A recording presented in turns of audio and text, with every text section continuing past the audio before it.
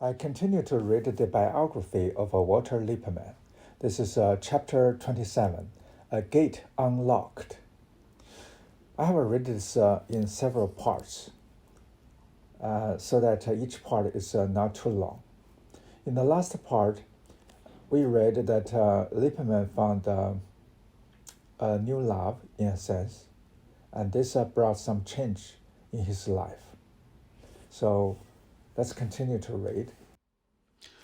The optimism that had entered his life spilled over into his writing.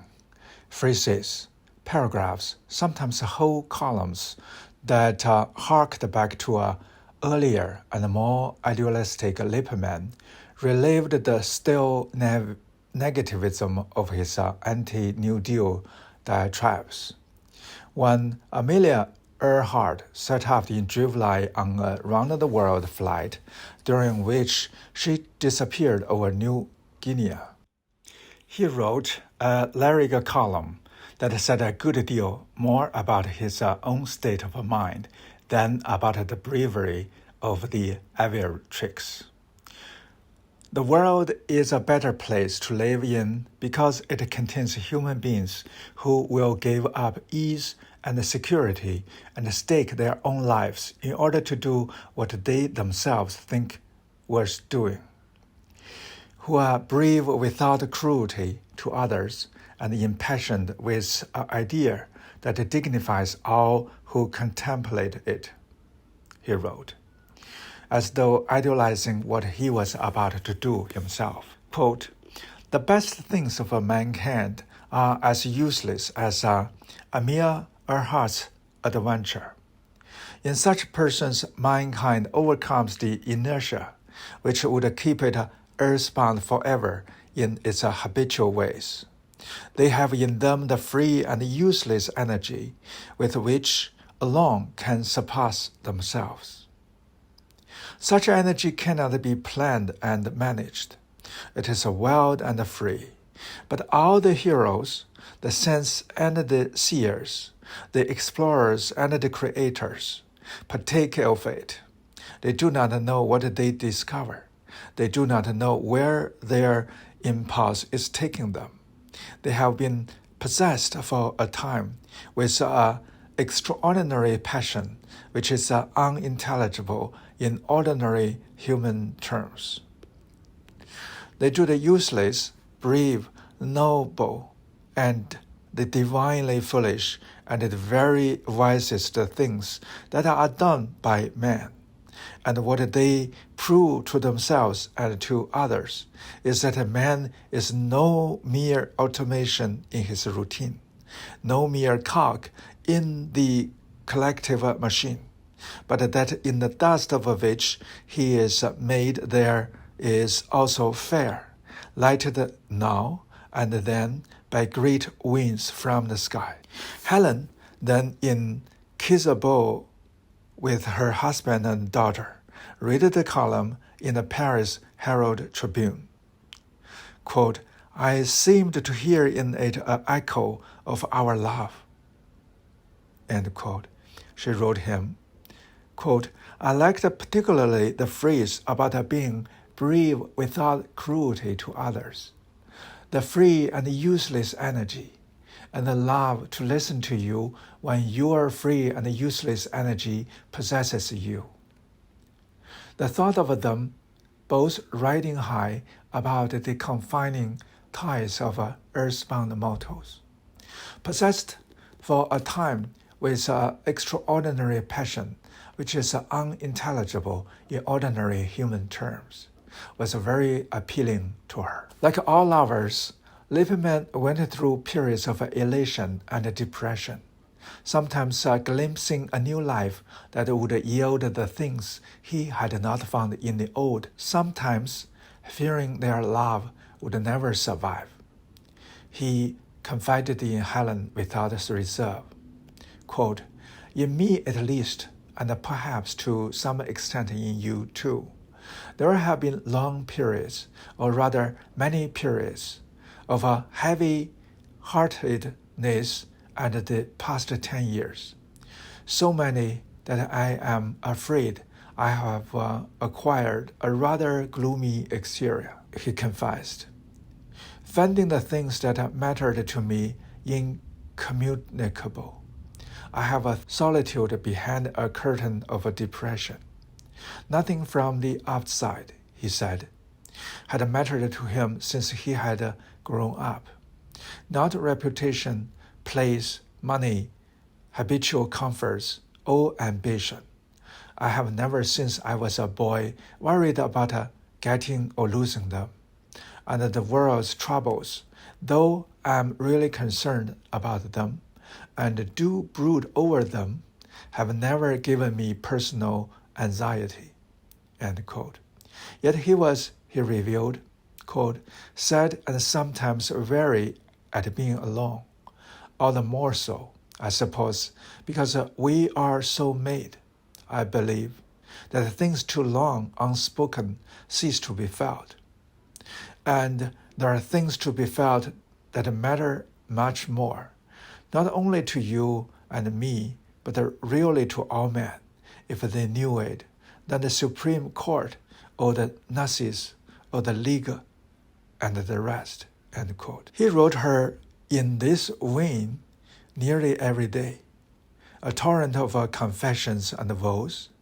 She responded in kind. Gradually, the weeks of their separation passed.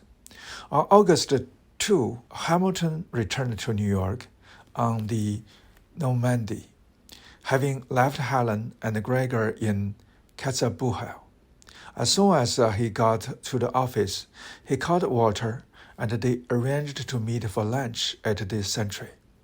As he entered the club, Walter discreetly drew the porter aside and asked for his meal. He stuffed a letter postmarked Catzabuhel into his pocket, mounted the stairs to the wood-paneled library on the second floor, and hailed his friend. Armstrong was ebullient at seeing Lippmann and eager to recount details of the trip that had taken him to Vienna, Prague, and Paris. Everything he had seen depressed him. Nazi agitation in Austria for Ausschluss, the sudden Germans' demand for separation from Czechoslovakia, pro-Hitler sympathy among French conservation, the paralysis of will that had seized London and Paris. Quote, the Paris trip is so pro-fascist, it would make you sick. Actually, it should be the Paris trap. He told Lippmann, you know, it has suppressed columns by you and Dorothy Thompson, critical of Hitler and Mussolini. The British and the French had been rotten with appeasement, and here we are just sitting on our hands. End quote. Armstrong looked to his companion for assent, but Lippmann's mind was only half on the conversation. Playing a part made him nervous. He wanted to get away. The situation seemed ludicrous and his own position appalling.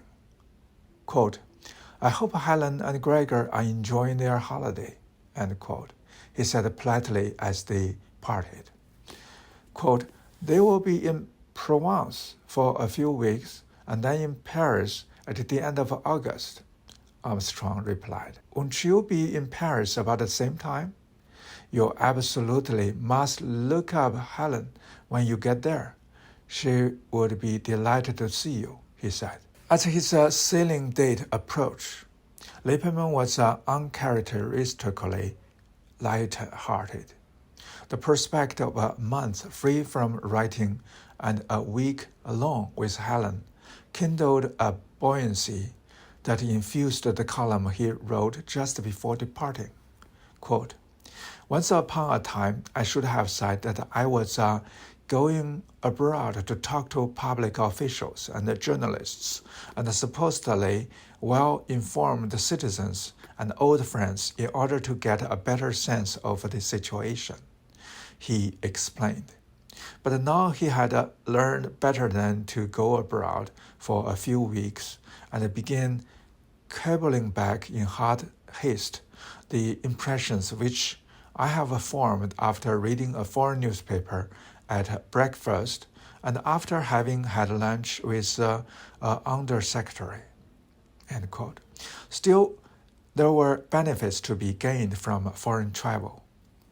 Quote, there is nothing so good for the human soul as the discovery that there are ancient and flourishing civilized societies which have somehow managed to exist for many centuries and are still in being, though they have had no help from the traveler in solving their problems. End quote. On August 11, Lippmann boarded the Queen Mary. Faya came to the dock to see him off. Over the past few weeks, she had been unusually attentive and eager to please, although he was sure she suspected nothing about Helen. She seemed to have sensed a change in his attitude. At the ship, they exchanged the usual pleasantries that had made their marriage tolerable. As the last warning bell rang for those going ashore, she put her hand on his arm and said, "Walter, don't come back until you really want to." At that point, he was not sure what he wanted.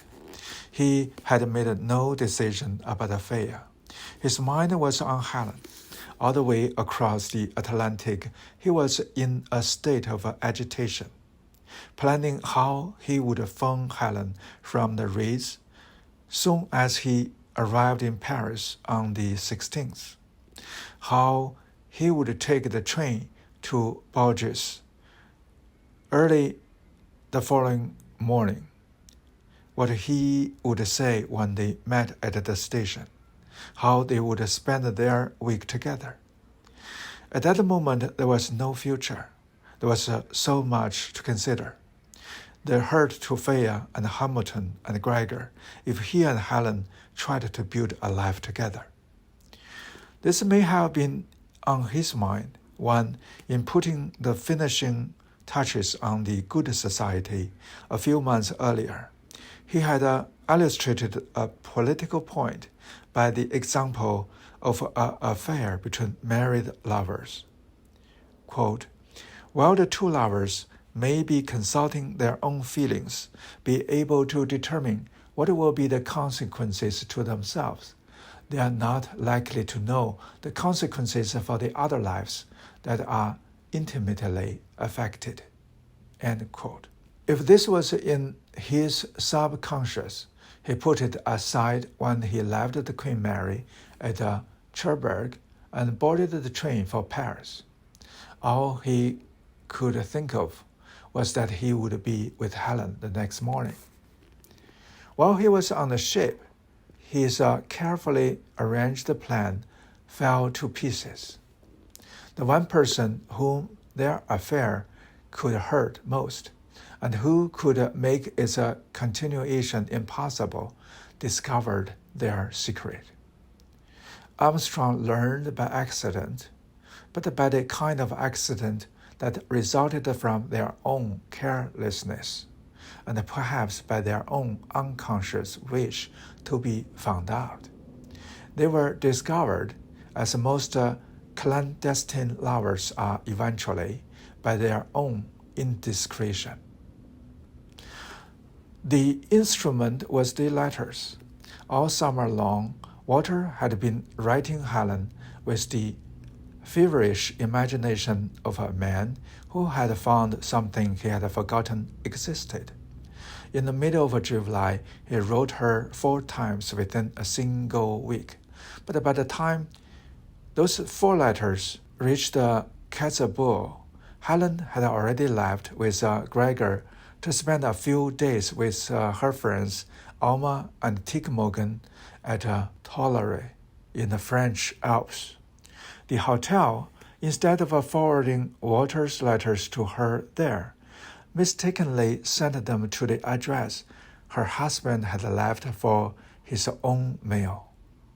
Thus, instead of reaching Helen in France, as Walter had intended, the 4 love letters ended up in Hamilton Armstrong's office in New York. The first one arrived on the morning of August 16, just as Walter's ship was pulling into Cherbourg Harbor. Although the letter was clearly addressed to Helen, Armstrong's secretary, not over fond of Helen, recognized Lippmann's handwriting and, suspecting something might be afoot, opened the letter and handed it to Armstrong. That's the end of this chapter.